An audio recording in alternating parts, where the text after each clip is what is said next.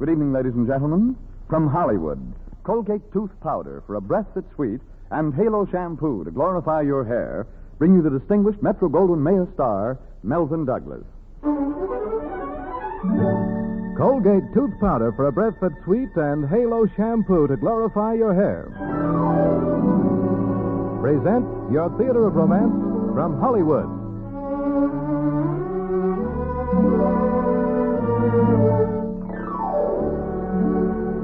Tonight we star one of the great personalities of the screen. In his first broadcast from Hollywood, since his return from services with the United States Armed Forces in China, Burma, and India.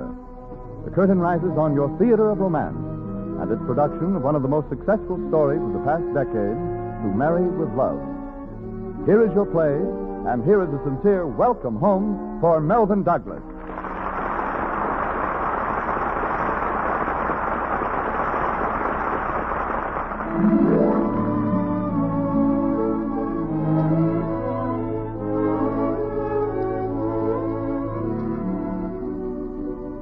My dear Mary, you've asked me to draw you up a bill of complaint, a brief.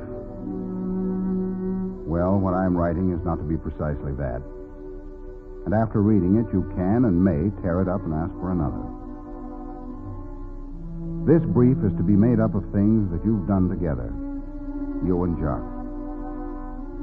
You'll find in it words you have spoken, rooms you've lived in, songs you've sung, streets you've walked, and even things your hands have touched. This brief, to find its proper start, must go back across the years to what seems now to be a completely obsolete era. Moonlight and Roses was the big song of the day. You and Jock were crazy about it, remember? There was a total eclipse of the sun in Rhode Island, an earthquake in Santa Barbara, and a real estate boom in Florida. Shingled hair was a novelty, and Jimmy Walker had just been elected mayor of New York City. That all seems a long time ago, doesn't it? At twilight, you were standing in a rice-littered, flower-strewn room at the Copley Plaza, wearing an orchid corsage on a blue velvet dress whose waistline slopped around your hips. You were laughing. Oh, wasn't it keen, Bill? Wasn't it the keenest wedding you've ever been to, honey? Yes, Mary, it was. Congratulations. You're a very quiet bridegroom, Mr. Wallace. Oh, sorry, Mrs. Wallace. I'm still trying to catch my breath. Oh, darling, I'm so happy I could die. Tell me it will never be any more wonderful than it is this minute. Because if it is, I simply couldn't bear it. I don't know how it could be. You like me? I'm crazy about you. Well, I must be running along. Oh, will you look at the best man? He's blushing. Oh, Bill, you aren't.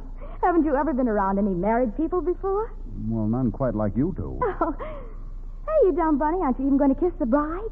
Help yourself. It's the only day it's going to be legal, you know. And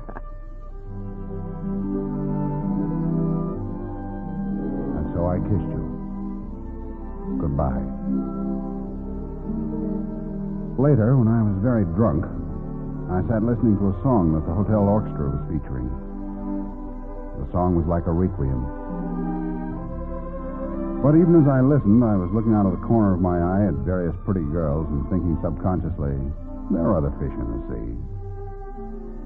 I thought there were, then.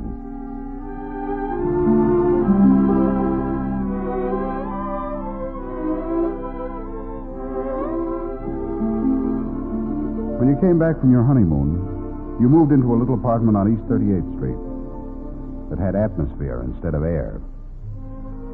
The radios were mixing Sleepy Time Gal with static. The people were talking about what price glory, things being ritzy, and Russell Patterson. And you and Jock were talking about the future. Bill, I'm going to make $1 million, and I'll do it within 5 years, maybe less. I know a guy downtown who's made $20,000 on the market in the last 4 months. Now, look, I've got a neat little nest egg now, and even if I didn't have, there's an arrangement known as margining. I don't like it. Oh, but Bill, darling, think of all the fun you can have with $1 million. Yeah, Bill C. Hallam. The C is for cautious. Or canning. We'll see. Oh, Bill, darling, it's good to see you. You must come often, early and often. I did come, early and often. I brought a series of girls, and each of them would seem fine to me until they they stood in the same room with you. Then I'd realize they weren't what I wanted. That was in May. Between then and August, Coolidge did not choose to run. Helen Morgan sat on a piano. Lindbergh flew to Paris. And you went to Bar Harbor. Came back and grew up a little. Bill, have you seen Kitty Brand lately? No, not very lately. She's been sort of tied up. Do you love her by any chance? No. Well, she's fun to be with. Well, evidently Jock thinks so, too. I found this compact on my dressing table. Well, now, wait a minute. It says Kitty across it, doesn't it? Oh, Bill. Bill, what shall I do? Oh, Bill. Bill, what shall I do? What can I do?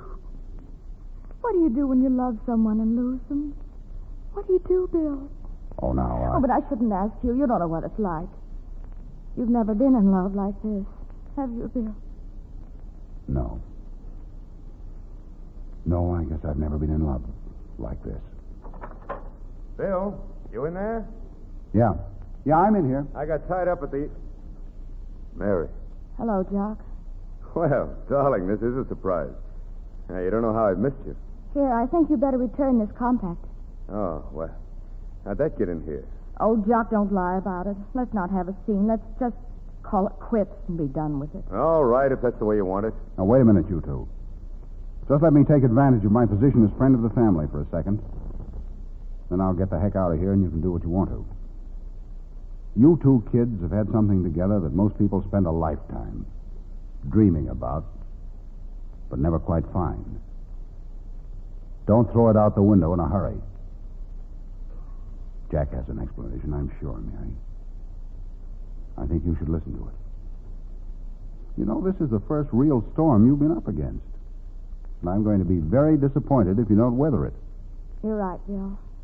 I'm sorry, Jock. So sorry.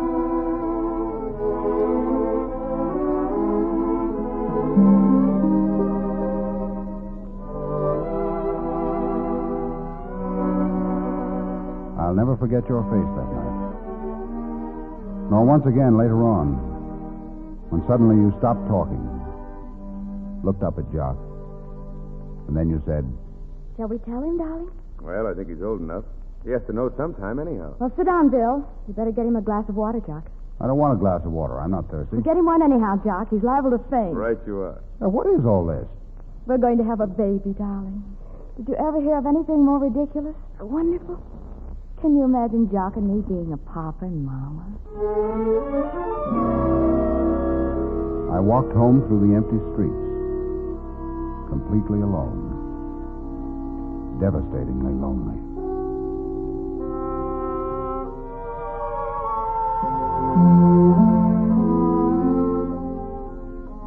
From then on, you lived a life influenced by every available book and even every available superstition.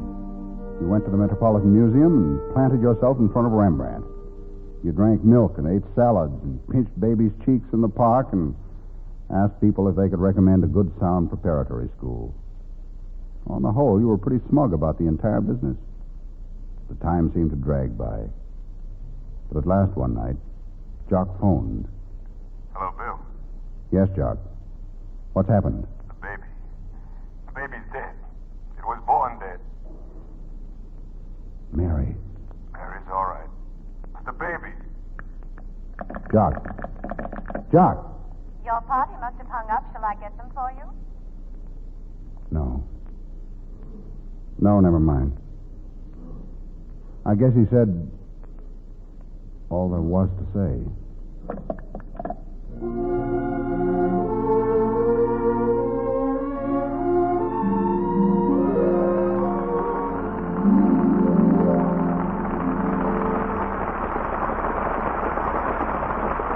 The curtain falls on Act One of To Marry with Love, starring Melvin Douglas. Here is our Between the Acts message.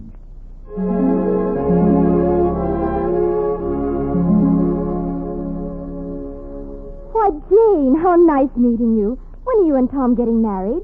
Oh, well, our engagement is off. Oh, don't say that. Why, I thought yours was the perfect romance. What went wrong? Let me tell you, it was a perfect romance, but Jane let a little breath of trouble I mean unpleasing breath, ruin her hopes for happiness. And Colgate tooth powder might have helped her. You see, anyone can be the victim of unpleasing breath. It happens to thousands without their knowing, marks them down socially, brings them unhappiness, and they seldom suspect the real reason. So don't you take a chance. Do this. Brush your teeth night and morning and before every date with Colgate tooth powder. For Colgate tooth powder cleans your breath as it cleans your teeth. Scientific tests prove the Colgate tooth powder, in 7 cases out of 10, instantly stops unpleasing breath that originates in the mouth. Money can't buy a dentifrice that will clean your teeth better or quicker than Colgate tooth powder. Remember the name, Colgate tooth powder, with the accent on powder. And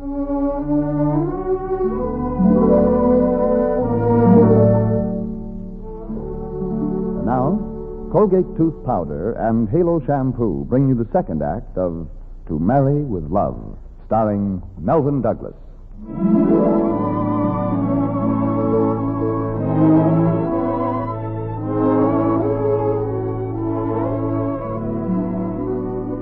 I sat beside your hospital bed when you were at last able to receive visitors, wanting to help you, but not knowing how.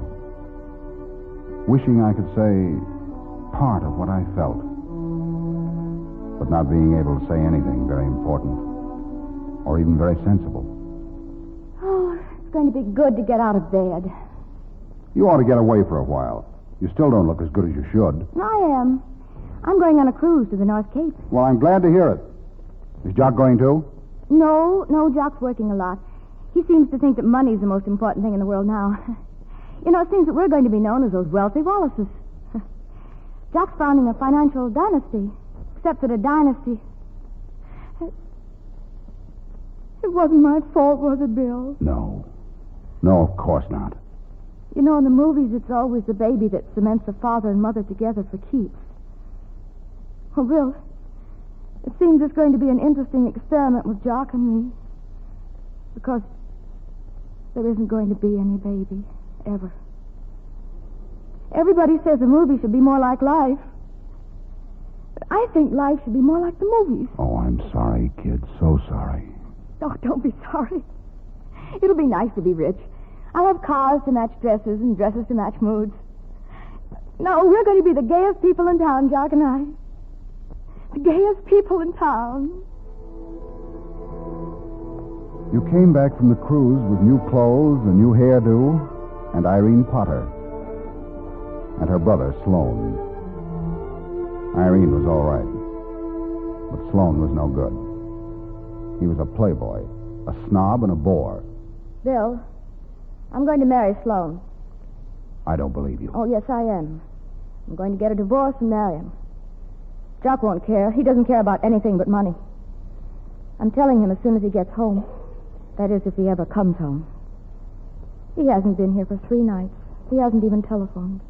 I just can't believe that you love Sloan Potter. Is that you, Jock? Is that the captain of industry? Yes. That's me, all right. There's not any captain of industry. Get me a drink, will you, Mary? I haven't had anything to eat for 3 days. Oh, yes, darling, of course. Yes, sit down, Jock. You're not very steady. No, I guess not.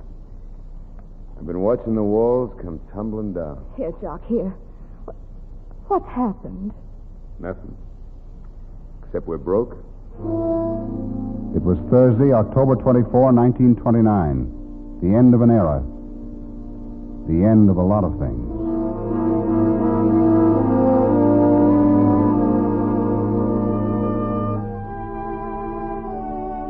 You never mentioned Sloan again. You and Jock went to live in a small house in Flushing. And some long years set in. Jock began to drink heavily. Mainly because there was nothing else to occupy his time. And you and Irene Potter opened a candy shop. Jock's cuffs were frayed. And his eyes puffy. And I wondered what you two said, did, and felt when you were alone. Life, or a form of it, went on. There were murders and heroes. Knut Rockne crashed. Gandhi was arrested for making salt. Edison died. and Theodore Dreiser slept Sinclair Lewis. Everybody was playing Tom Thumb golf, and someone wrote a song called Happy Days Are Here Again. But they weren't. I arranged things to take me out of town. Business in Chicago. Business in California. Business any place.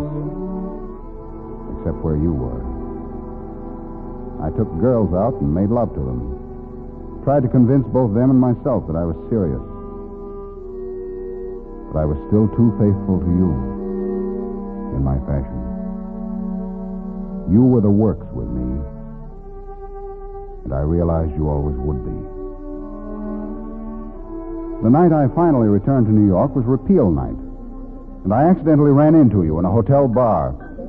Well, Bill, you old son of a gun. Why, Bill! How are you? Why didn't you let us know you were in town? Come on, sit down, have a drink. I thought you'd given up drinking. Oh, it's all right now, Bill. He can take it or leave it alone. Oh, gosh, I'm glad to see you, fella. I want to hear all about you. How's business? Good. How are things with you? Wonderful. I've got a job, and I'm getting a promotion next month. Anyone could see that you were both on your way up again. You were together. Safe and secure once more. And I was watching you. It was almost the way it had been 10 years before. Except for Jock's eyes. And that tiny white zigzag in your hair.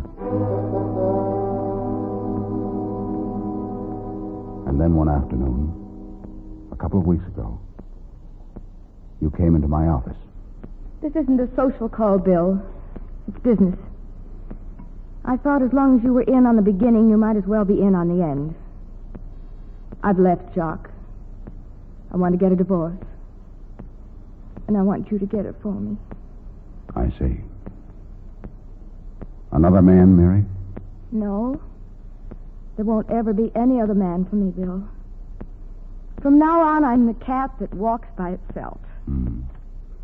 You're sure this is what you want? Yes, I've thought it all out. I've already moved to the plaza. Mary, why are you leaving him now? Because he doesn't need me now. I stayed with him when I could be of help to him, but now we're both all right again.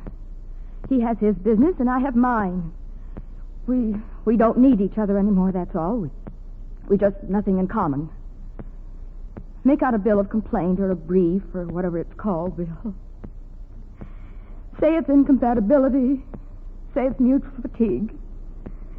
Just say it's 10 years.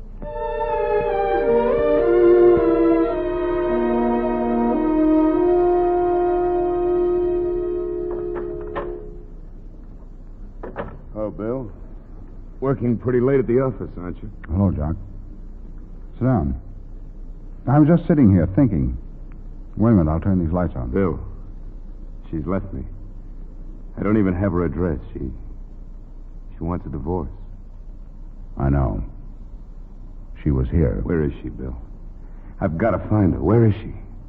She can't leave me now. She can't. Yes, she can, and she's going to. Oh, you can now, talk. Take it easy, Jock. Don't. You've never loved her as I have. You don't know what she can mean. Bill, I've come to you for help. Talk to her for me, will you? Tell her I won't interfere with her business plans. Tell her the future isn't going to be like the past. Tell her she's all I have. All I want. She's engaged me as her counsel, Jack. Oh, I see. I hoped you could do something. We have so much in common, Mary and I. Well, so long, Bill. See you around. So long.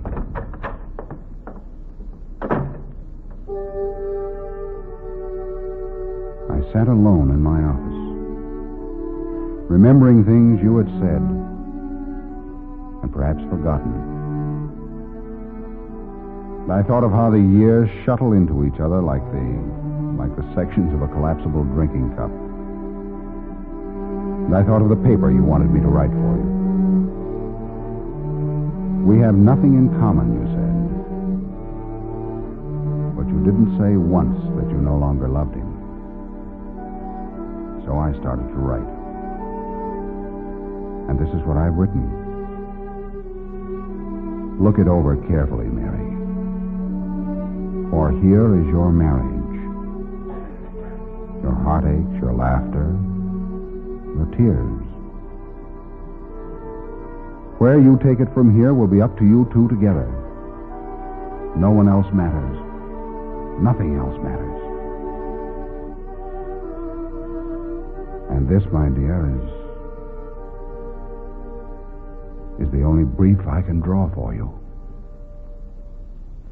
Affectionately, Bill. Operator, give me Walnut 2990. Yeah, that's right.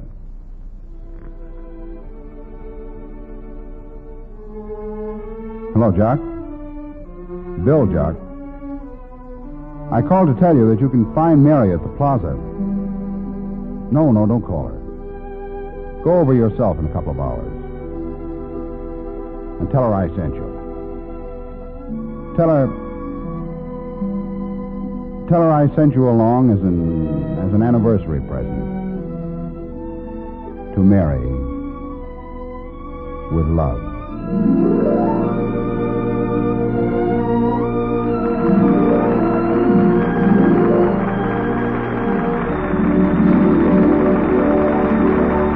Melvin Douglas, star of Gene Holloway's adaptation of To Marry with Love, returns to our microphone in just a moment.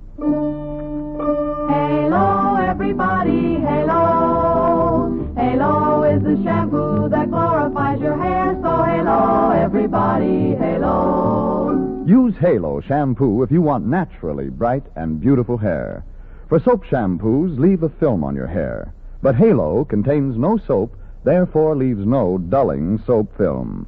The very first time you use Halo, you'll notice your hair glistens in all its natural brilliance. The deep, full, natural color and luster comes sparkling through like sunshine through a clean window pane. And remember, even in the hardest water, Halo makes oceans of rich, fragrant lather. Halo quickly carries away loose dandruff, grease, and dirt. Needs no lemon or vinegar rinse, because Halo leaves no dulling soap film. Nothing to hide your hair's natural beauty. Say hello to Halo and goodbye to dulling soap film. Use Halo on your children's hair, too. Get Halo shampoo at any cosmetic counter. Remember, Halo glorifies your hair. So halo, everybody, halo. Halo shampoo, halo. Colgate tooth powder for a breath that's sweet and Halo shampoo to glorify your hair join with a nation of radio enthusiasts in a warm welcome to Melvin Douglas and a sincere thank you for his performance as the star of To Marry with Love. It's great to have you back, sir. Well, it's great to be back. I must say I enjoyed working for the Colgate Halo Theater of Romance. Your future broadcasts sound like an armed forces call to assembly. Next week, Henry Fonda. The following week, Jimmy Stewart. I'll be listening. Hope to be back with you again soon. Until then, good night and good listening. Bulletin for the future. Next week, Charles Vander's production of Theater of Romance for Colgate tooth powder and Halo shampoo stars Henry Fonda in Casanova Brown, to be followed by Jimmy Stewart in No Time for Comedy. Keep a date with Theater of Romance for all the weeks to come. You'll always hear your favorite stars. These presentations of Theater of Romance come to you because of your enthusiastic recognition of Colgate tooth powder for a breath that's sweet and Halo shampoo to glorify your hair. This is your host saying good night and wishing you love, happiness, romance.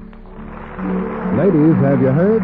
Fat points are higher. Yes, Uncle Sam now offers you 4 ration points per pound instead of 2 for your used cooking fat. Swell news, isn't it? You can apply those extra points to choice cuts of meat. Remember, there's a colossal shortage of industrial fats. And the more cooking fat you turn in, the more you speed up supplies of soap and scores of wonderful peacetime products. For every pound of used cooking fat, your butcher pays 4 cents and 4 ration points. This is CBS, the Columbia Broadcasting System.